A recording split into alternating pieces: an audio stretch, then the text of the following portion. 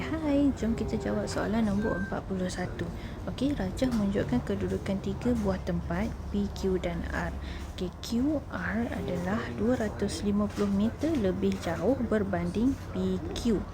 Okey, bila jarak lebih jauh maksudnya dia lagi panjang daripada PQ. Bila lebih 250 dan kita ada QR, maksudnya kat sini adik-adik kena tolak.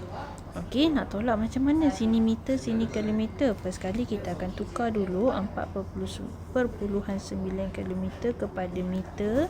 Gerakkan titik ke kanan 3 kali, jadi 4,900 meter.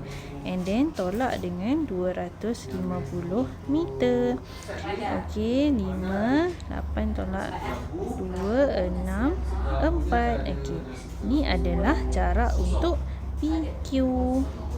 Tapi ni dalam meter, jadi kita kena tukar balik kepada kilometer. Gerakkan balik titik ke kiri 3 kali, jadi PQ adalah 4.65 kilometer.